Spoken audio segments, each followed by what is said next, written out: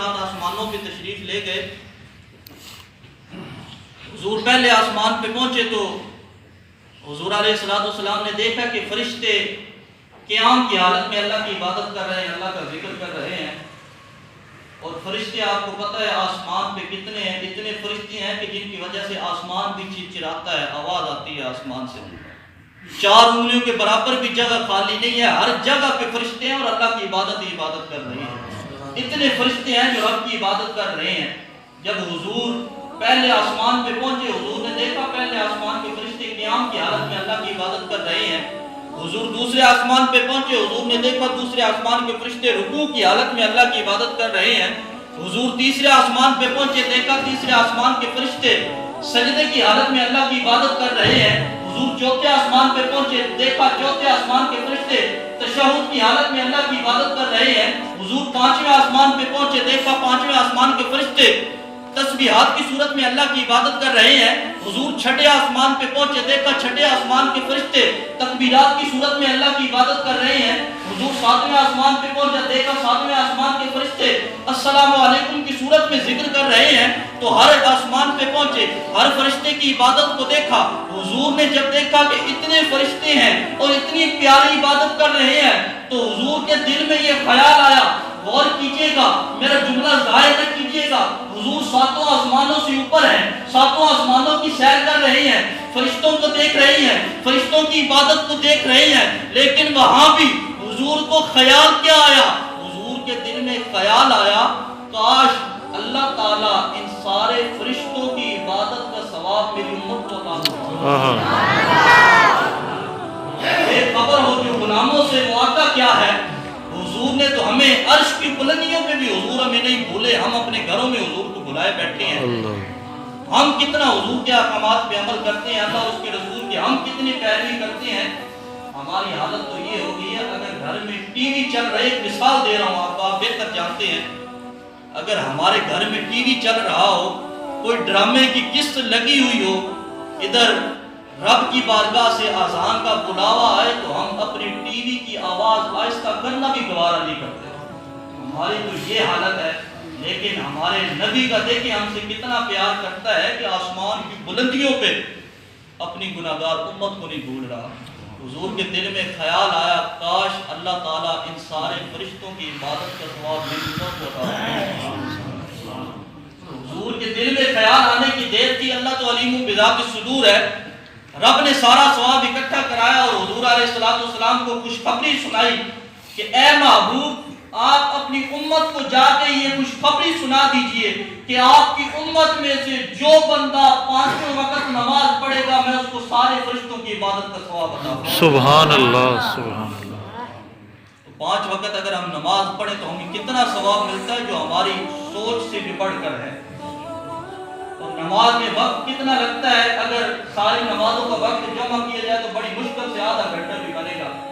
لیکن ہمیں سارے کاموں کے لیے ٹائم مل جاتا ہے, نہیں ملتا تو صرف نماز پڑھنے کا وقت نہیں ملتا. اور سارے کام ہم پابندی سے کرتے ہیں. بچوں کو لینے جانا ہو تو سارے کام چھوڑ دیتے ہیں, دکان تک بند کر دیتے ہیں, کہتے ہیں میرے بچے انتظار میں بیٹھے ہوں گے, اسکول سے چھٹی کا ٹائم ہے, میں نے بچوں کو لینا ہے. کوئی بھی مصروفی ہو تو آپ چھوڑ دیتے ہیں, کہتے ہیں نہیں میرے بچوں کو لینے کا ٹائم ہے. تو کیا آپ کو بچے اپنے رب اور رسول سے زیادہ پیارے ہیں؟ میرا نبی تو کہتا ہے اپنی اولاد سے بڑھ کے مجھ سے پیار کرو. تو کیا ہم اولاد سے زیادہ پیار کر رہے ہیں یا اپنے نبی سے زیادہ پیار کر رہے ہیں؟ مجھے اور آپ کو غور کرنا چاہیے, کیونکہ حضور نے ارشاد فرمایا نماز میری آنکھوں کی ٹھنڈک ہے.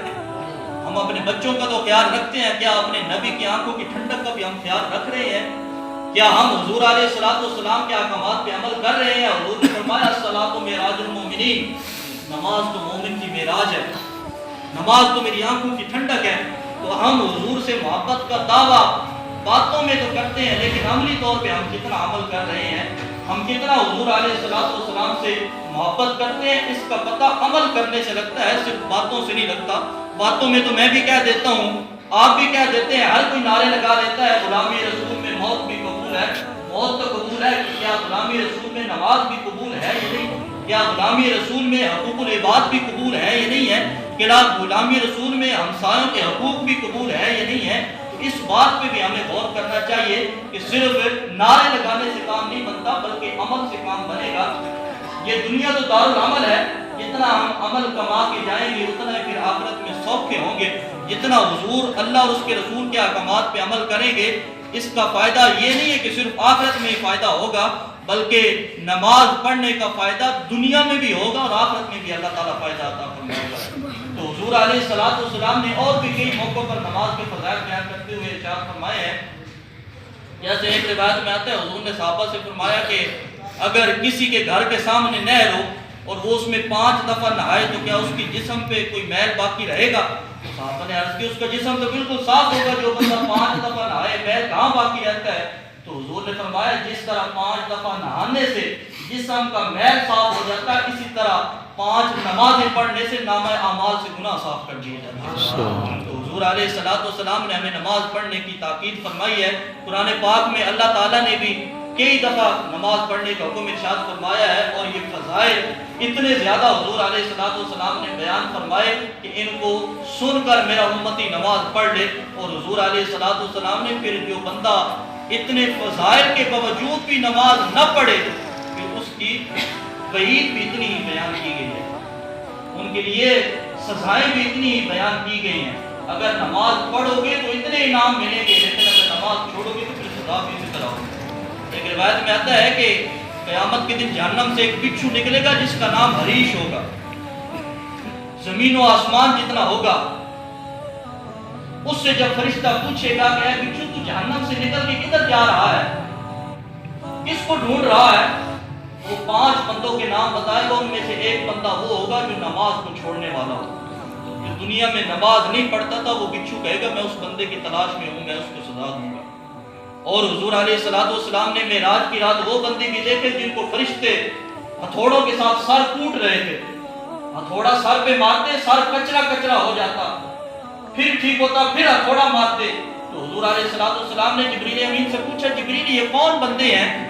جبریل نے بتایا یہ وہ بندے ہیں جو اپنی نمازوں میں سستی کیا کرتے تھے. جو بندہ نماز میں سستی کرے، وقت کے بغیر پڑھے، لیٹ پڑھے، اس کی اتنی سزا ہے. تو جو بالکل نہ پڑھے پھر اس کی کتنی سزا ہوگی.